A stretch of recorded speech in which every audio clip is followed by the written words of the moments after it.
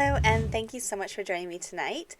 Tonight we're going to do a new technique to me. It's called a blackout technique. I'm going to call it that anyways. I'm not sure what it's called. I saw it years and years and years and years ago and it kind of slipped my mind. I thought actually let's do that tonight because that will be really good fun. So the first thing I'm going to use is some stencils. You can do this with stamps or stencils, it does not matter at all. I'm starting with stencils because they're new in my stash and I wanted to play with them and have some fun. And I wanted something that wasn't really an outline stamp at first, but I will share with you how to work with outline stamps doing this same technique.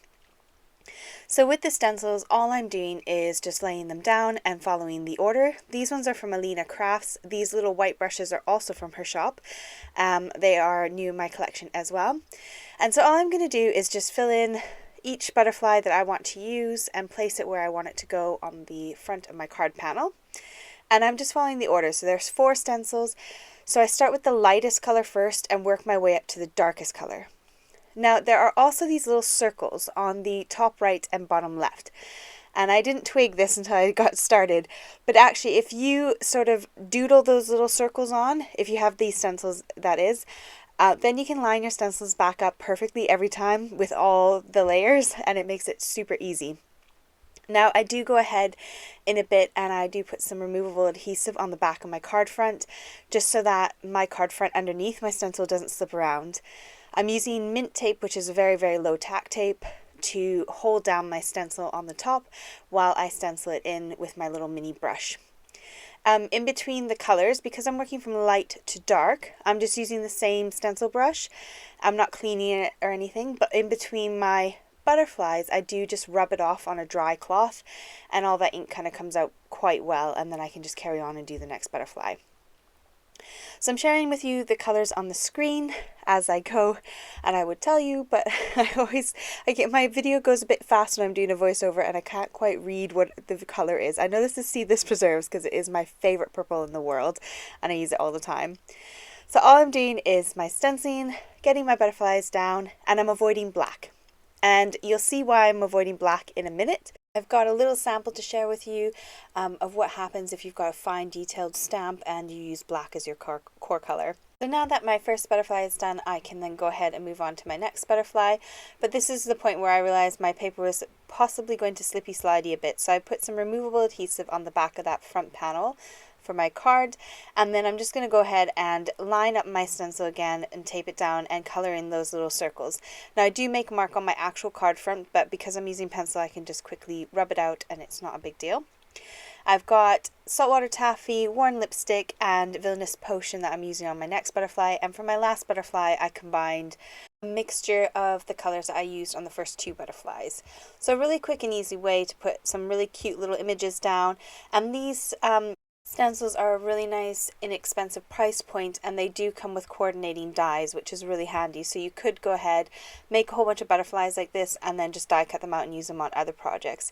So this is my first stencil set that I've ever had where I can do some layering stencils where I'm not actually having to stamp at all. It's quite fun. It's quite satisfying when you lift up that stencil and you see the layer underneath. So as I mentioned earlier, it's all about getting an image down, a nice bright colorful image on your card front, and what we're going to do next is kind of make that layer pop. So you could even use stickers if that's all you've got. If you've got some decorative stickers, you could use those. I'm pretty sure almost anything would work as long as it's colorful. For this technique, we are going to basically black out a portion of our card. So I'm going to use a die just purely for the shape. So you could go ahead and cut yourself a piece of cardstock to the size that you want it to be if you have not got dies, or you could use an object from around your house and you could trace that. All we're using the die for is just to simply make a shape on the front of our panel. So I'm tracing it out in pencil, and you probably don't really need to erase the pencil because our next step will kind of cover that up. So what you're going to need to do this blackout portion is some kind of black. Now I'm going to use the Arteza alcohol pen, a black version of the pen. You could have a go and try this in multiple colors. I really like the black effect, so I'm only going to use black today. If you've got like a Sharpie, that will work. I would avoid anything that's a bit too translucent though. You want something nice and thick and dark. It really makes it pop that much more. So I've got these Ever Blends from Arteza, and all we're going to do is trace that outline, being very, very, very careful not to go over our image that we have just put down on our paper. So I've sped this up a lot because I'm not so good at being careful and I'm not very good with pens, so this did take me a little bit of time to do, and I traced all around, very carefully around these butterflies, and then colored in that sort of white space. And at the end you get this really cool image where the central part of it just kind of pops. You'll see in a minute we'll do a different shape as well, so you can see what it looks like when you do some other shapes and how you can kind of make that work. Now I felt like this square was a bit bland, so I decided to take the next layer up of the die and just do another sort of line around it, and it kind of frames that square a bit more. When I'm done, I mount it onto a black card base, again tying into the black on the front of the card, and we will come back to this card to finish it off in just a minute. Now if you remember how I was explaining to you that if you have a black stamp, this doesn't work so well, this is what I mean. So this image here is a beautiful flower stamp, but the core part of the image, the stem, is black, and I stamped it in black ink. Now however, if I stamped it in a lighter color it would probably worked, but then I would have to trace around that color very carefully with my black. So avoid images that have fine detailing in them. You will struggle to color it in, and avoid black for those reasons. My next one I am doing with some watercolor card because we are going to do some watercoloring on our paper. So I've got this stamp set here, which is obviously an outline stamp set. One of the other fun things that you could do is if you've got a solid image stamp, you could color it instantly by stamping with the ink.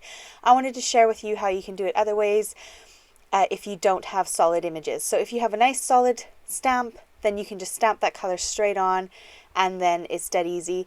But for anyone who hasn't got that, you can use an outline stamp, and this is how you can do it. Now I'm trying to avoid black, which is why I'm going for embossing powder, and I've got gold embossing powder because I thought that would look really pretty. And all I'm doing is stamping my 3 flowers in my VersaFine ink onto my card front, and you did see me use my embossing buddy, which I remembered today, and that just removes the static from the card so that my embossing powder doesn't stick to that watercolor card. My watercolor card is from Arteza. It's my favorite watercolor card. The colors just kind of sit really nicely on it and you can kind of pull them around. It's just a really nice workable watercolor card. You can do this without watercolor card, but you got to work fast. You can't let it sit there for very long. You will have to do sort of each petal as you go, and you'll see what I mean in a minute. So I'm heat setting my embossing powder and melting it so it goes all nice and shiny and solid and it's not a powder anymore. Now I wanted to add my leaves on as well, but I didn't want to stamp over top of my flowers, but I wanted it to look like the leaves are coming out from behind the flowers. So I took my mint tape, which is from scrapbook.com. It's like the post-it note tape, but in a big roll. And that way I can take my images and stamp it down and cut them out myself with a pair of scissors. You can't really see the flowers, but I wanted to stamp it in a really light ink in case I smudged it with my finger and then smudged it on my card, because I'm quite good at doing that. So I can see it perfectly clear. You're going to struggle to see it, but there is a flower image on my little bit of post-it note paper here. And I'm just going to fussy cut them out and stick them right over top of my image that I've already stamped down. This enables me to layer my stamps up and not mess up my first set of stamping. So I've got 2 sets of leaves that come in this set as well. And everything I've used today I will hopefully have in the description box down below for you if it's still available, and then you can click it and check it out if you want to have a look. Now I'm stamping directly over top of my post-it note tape. And then I'm going to go ahead and do the exact same thing as before, sprinkle on my gold embossing powder and then heat set it, and then I can go ahead and peel off those little sticky flowers. This embossing powder is from Alina Crafts as well. I'll link it down below for you. So this is heat set off camera, but here you can see I've got those leaves. They look really pretty and like they're kind of coming from underneath the flower, so it doesn't look too overwhelming and messy. Now I've got my images, I can go ahead and basically watercolor them in. So if you've got watercolors, you could use those, but if you don't, any water-soluble ink will work.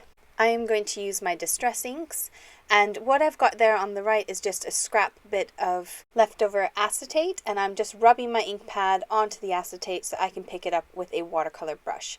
So if you've got a paintbrush, that will work absolutely fine. I'm using a watercolor brush where the water comes through the brush, and that way if I need to add some more water to my picture or my little stamped image, I can just give it a little squeeze and it will come out. I can also clean my brush really quickly by squeezing the water through it as well and wiping it on my microfiber cloth.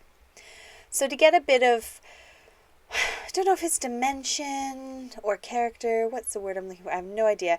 I'm going to outline everything, and then I'm going to add my water and kind of squeeze my pen and pull that color towards the middle. So I've got a nice dark outline on the outside, and it kind of highlights itself and goes nice and lighter towards the middle of each of those leaves and each flower.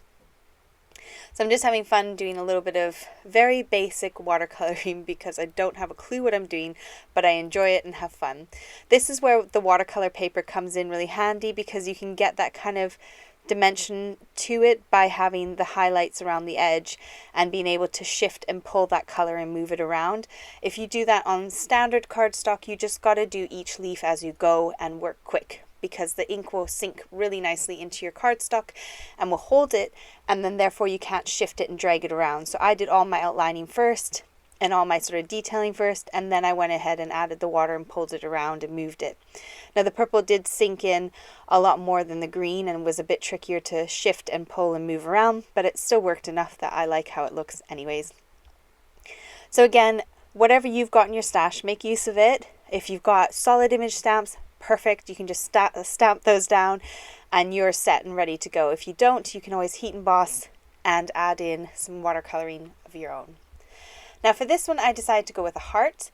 And it's quite fun because when you line up your image, it almost looks like, once you're done tracing it, it looks like it could be a hot mess and it could just be a blob that doesn't look like anything. Because you can see there on the top right, that flower covers up that whole entire edge. So it makes you think, oh, how's this going to look like a heart? But it does, and I promise you, once you see that black in there, you will see that that image is really, you can tell it's a heart. It works really well. So again, I do the same thing. I go along and color in. Now, I did have a couple oopsies where I went over my embossed area a little bit too much with my black pen. But if you've got a blending tool, you can come in with that sort of alcohol pen, that's the clear one, and you can just sort of color it off of your embossing area. So that works really well. But here is the end result. You've got that gorgeous heart, and I've mounted it on a black card as well.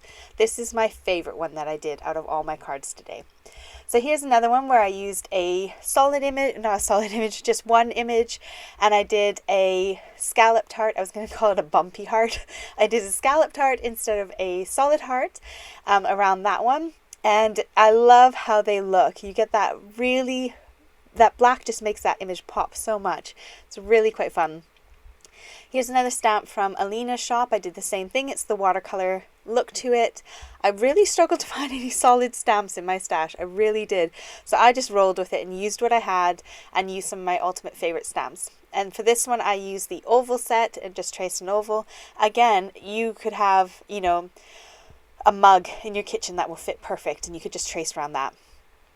Finishing off my cards, I came in and used my sentiment stack from LDRS, and I'll link those down below. They're really good fun, and I just kind of stamp a whole bunch out, die cut a whole bunch out, and then I've got them ready to go, and I can just pop them on my cards. Use some sequins from Alina's shop as well to kind of add a little bit of shine. They're sort of like an iridescent see-through sequin, so it's quite nice. You get that shine without adding more color to the card. For this one, I did a pink card and stuck my top panel on top of it and didn't even bother putting gems on that one. And this is my favorite one. I absolutely love this card. I love the little bit of sparkle at the end, and I love that you can tell it's a heart going behind those flowers. So I hope you had fun with me tonight, and I hope you give this a go. It is really simple and easy to do. Take your time with the coloring in of the black. It will pay off in the end, and it will look amazing in the end. I really hope you enjoyed tonight's technique, and I look forward to seeing you on Saturday for some Saturday night crafting. Take care. Have a fabulous week. Bye.